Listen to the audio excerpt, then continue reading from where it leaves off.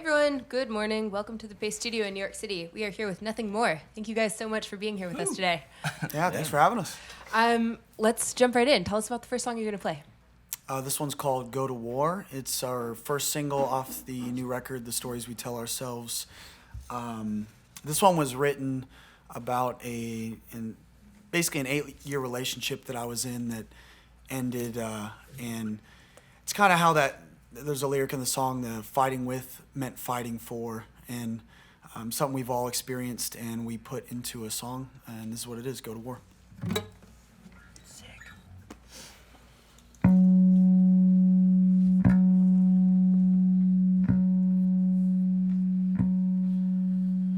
I don't know what you had in mind, but here we stand on opposing sides. Let's go to war. Let's go to war! We arm ourselves with the wrongs we've done, name them off one by one. Let's go to war. Let's go to war! Everything you say, everything you do, you push it in.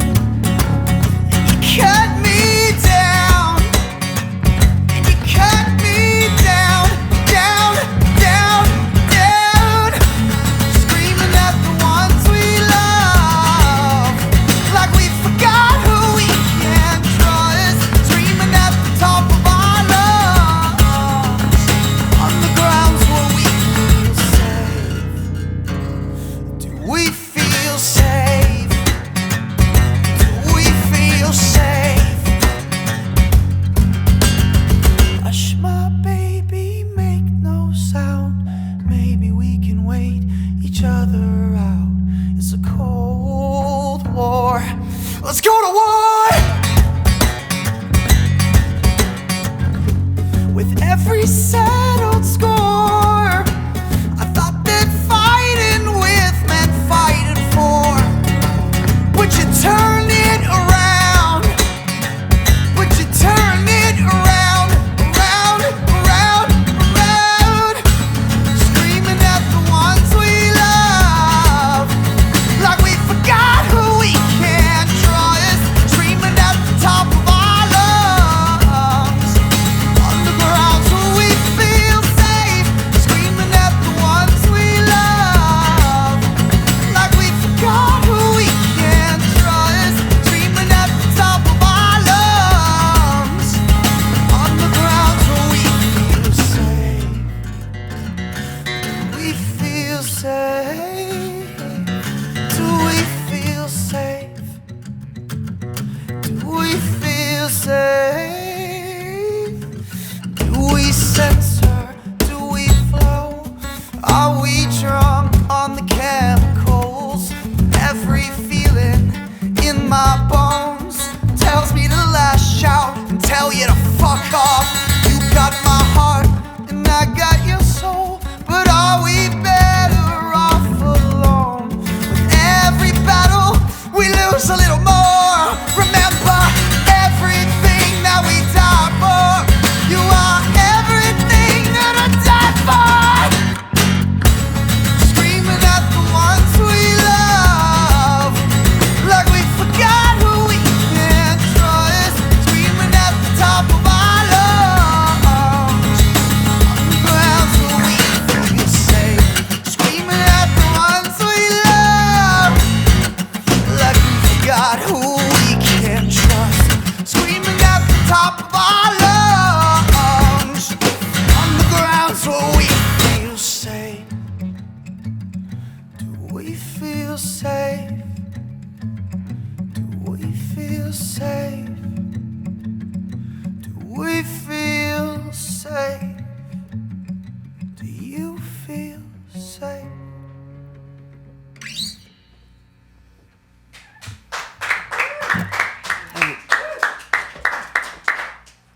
Thanks, y'all. So obviously we're streaming live now, but we here in the Paste office in Manhattan can hear as you guys get set up and warmed up and stuff. And I definitely heard some vocal warm-ups going on, which sounded necessary for a song like that. But you don't often hear like a hard rock band doing like vocal scales. Some people just like, unleash it and it sounds like their vocal cords are actually shredding. So I was wondering, tell me a little bit about like growing up. Like, did you grow up singing? Where inside of you does that come from? Yeah, I actually didn't start singing until I was about 21.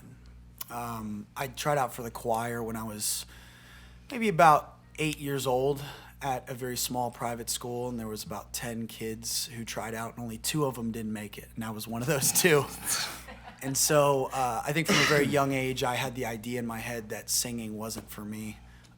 So I played drums, which was really my first love. And Mark was actually the singer in the band for a little while at the beginning. And then Dan was the singer for a little while. And we had a few other singers over the years. And I was on drums at that time. And I just did some background vocals as I mustered up a little bit of courage from my singing in the shower rehearsals. And eventually I started singing and moved off drums. And it was a whole process. But yeah, it wasn't something that came naturally. It was something that was learned for sure. So how do you two now feel on background vocals? Oh, thank God we didn't make it. It's the lead singer, The band still to this day holds auditions every year, so we're all still gunning for our position. I gotta renew. That's how I lost the singing gig. Very corporate. So another thing, this band again is a loud, hard rocking band. How often do you perform in stripped down or kind of acoustic-ish sessions like this? This is pretty new for us. How are we feeling? Very uncomfortable. Yeah. You're doing great. Yeah, no, I mean, I think for Mark and Dan and Ben, it's not, I don't think it's ever been really a problem because, they're just as good on their instrument. But I think for me, it was pretty uncomfortable to break it down and be very exposed and intimate and acoustic. So this is something very new for us. We're very used to the wall of sound and all the high energy and sweat and blood and everything on stage. So I think this is it's actually a kind of exciting little pocket for us to explore right now. Totally. Well, tell us about the next song you're going to play today. Yeah, this song's called Just Say When. This record is filled with a lot of a lot of stuff that we all went through the last 2 years, and this one is no exception. There's a lot of heartbreak on this record. And this is pretty much the heartbreak song on the record, which we swore we'd never write because there's too many love and heartbreak songs out there. But this one just happened to relate very close to home and came out naturally. Oh, and one thing that resonated in my mind when we were writing this and towards finishing it, I heard this quote that I don't know who said it, but one of the hardest things to do in life is knowing whether to walk away or try harder. And this song is pretty much about that.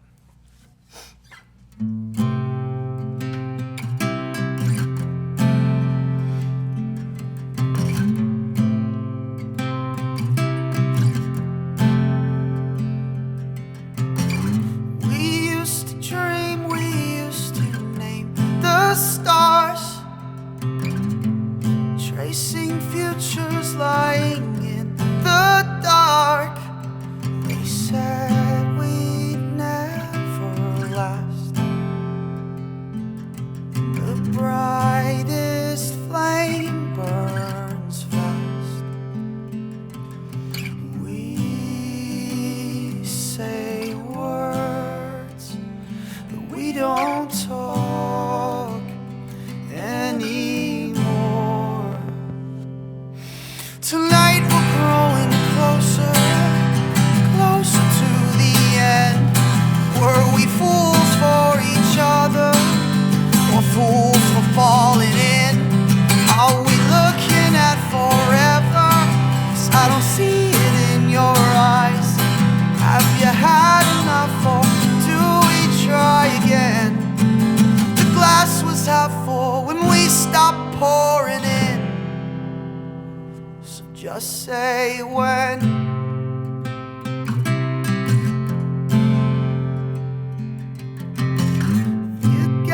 that sunset in your eyes again. I got that sinking same feeling. They said we'd never last, and they were right, but I can't help looking back. Tonight we're growing closer, closer to the end. Were we fools for each other, or fools for falling in? Are we looking at forever? 'Cause I don't see it in your eyes. Have you had enough, or do we try again? The glasses half full when we stop pouring in. Oh, just say when.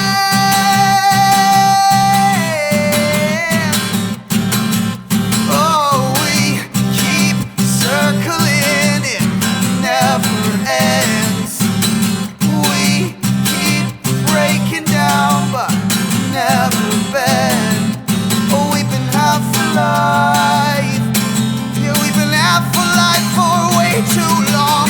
Tonight we're growing closer, closer to the end. Were we fools for each other, fools for falling in? Are we looking at forever?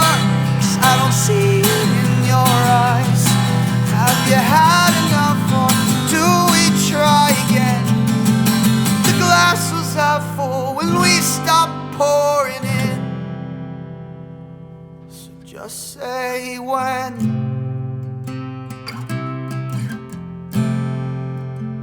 Just say when.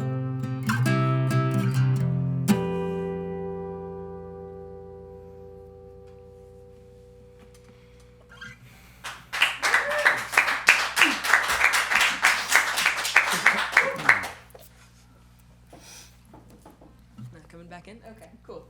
You're not jumping? I'm not the next song. Okay, that's fine. Thanks, y'all. Sounded great. From what I understand, your live shows are something to behold. And there's like a thing with motorcycle parts, and there's like a thing with bass that like stands upright. Tell us about that. Yeah. Basically, Daniel's the welder in the band. We all kind of do different jobs outside of just our performance role in the band. We're very DIY and always have been. And we just, from day one, we're always very bored with live shows that when bands would just play through the record, I'd always think to myself, like, I could be in my car and experience the same thing. Why am I coming here? Could you really? For me, I jam out in my car pretty loud. I mean, I do concert too. level loud. But it's like it's solo. You don't have the energy of like people swarming around. There's an you. energy. It is different, but I guess I've just always been hypercritical of live bands and ourselves included. And so we always tried to experiment with new ways to present things that were musical or more entertainment, not just music, but performance and entertainment. So, Daniel started working on these contraptions where I hear they have names too.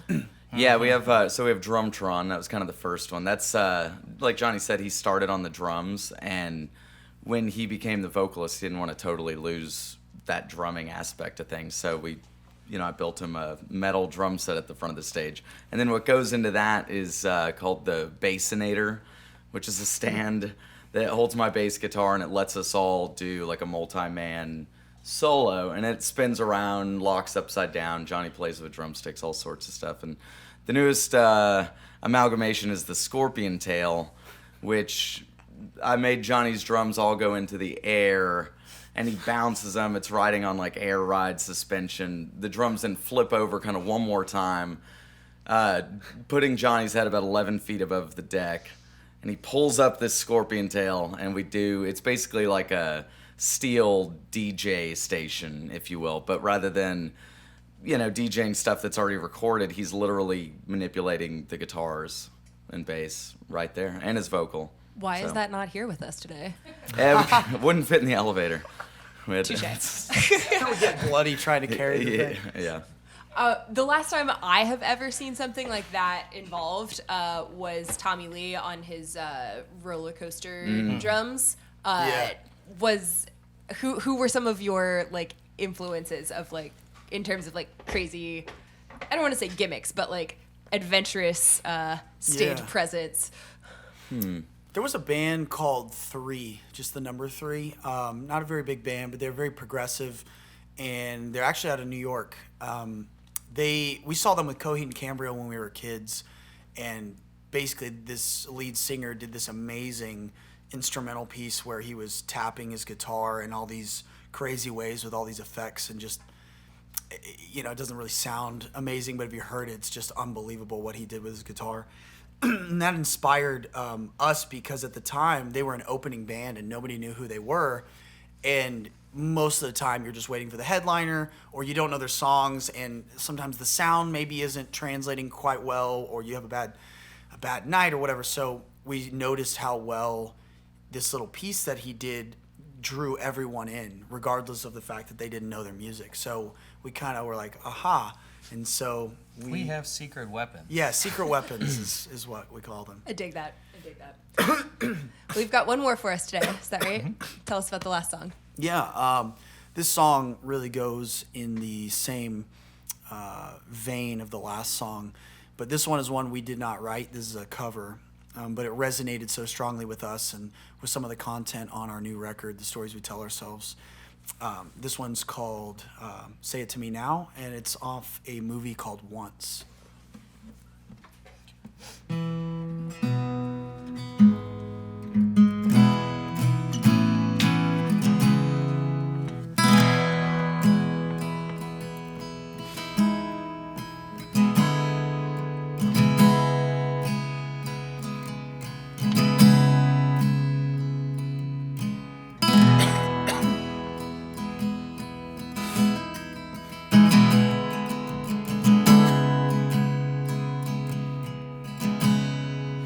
Scratching at the surface now, and trying hard to work it out. So much has gone misunderstood, and this mystery only leads to doubt. And I didn't understand.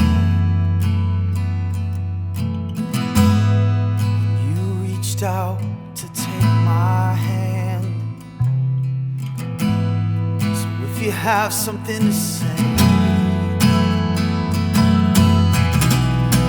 would you say it now? 'Cause this is what you waited for, your chance to even up the score. And as these shadows fall now, I will somehow, yeah. And I'm picking up the message, Lord, and I'm closer than I've ever been before. So if you have something to say, would you say it to me now? Just say it to me now. Oh, 'cause it feels like heaven so far away. 'Cause it feels like heaven so far away. 'Cause it feels like heaven so far away. 'Cause it feels like the world is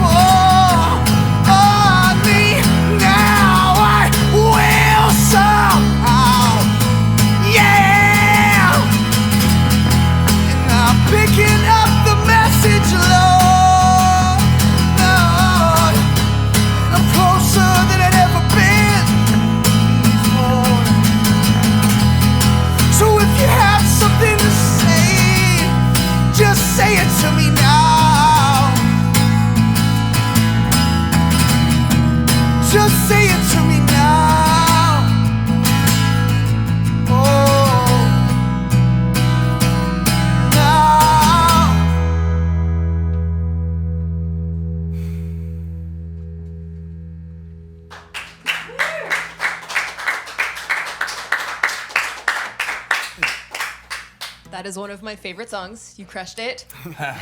Excellent job, you guys. Thanks. So I wanted to ask you about one more thing before we let y'all go. You're from San Antonio. Obviously, we're in the middle of like a million natural disasters right now. And I saw that you guys plugged on your Facebook JJ Watt's Relief Fund, and that you guys had mentioned that you're looking to do something else to help. I was wondering if you guys wanted to talk about that a little bit. Yeah. Yeah, we donated to the JJ Watt Fund, and I think I don't know how much they've raised now, but they've raised... Yeah, I think it's close to 20 million or something, which is amazing. And I know Jimmy Fallon and The Tonight Show, and they all donated as well. Just Being from amazing. Texas, like how much does that mean to you guys? Oh, a ton. It's everyone coming together and helping each other out when in a time of need. Well, we have a lot of friends and a lot of family in Houston. Fortunately, a lot of our family and friends didn't get hit too hard, but yeah, there's a lot of people displaced, and yeah, so it's really sad. It was supposed to hit San Antonio, supposedly, but I was kind of skeptical because we don't usually get stuff that hits us too bad, but yeah, it took a right turn and went straight to Houston, and now Florida it looks like it's gonna be getting hit. So yeah, I mean, disasters are such a... Life is a funny thing, how two-sided everything is. It seems like when something bad happens, everybody starts to be nice to each other. It's kind of silly, but I guess it's how it works. But it's kind of cool to see. At least it kind of gives you a little faith and hope again in humanity. Totally. Well, that link is on your Facebook page, as are the rest of your tour dates, which are insane throughout the rest of 2017. I won't even ask you where you're going next because it's probably all a blur. Nothing more. The Stories We Tell Ourselves, out this Friday via 11/7 Music. Thank you guys so much for being here with us today. Yeah, thanks for having us, man.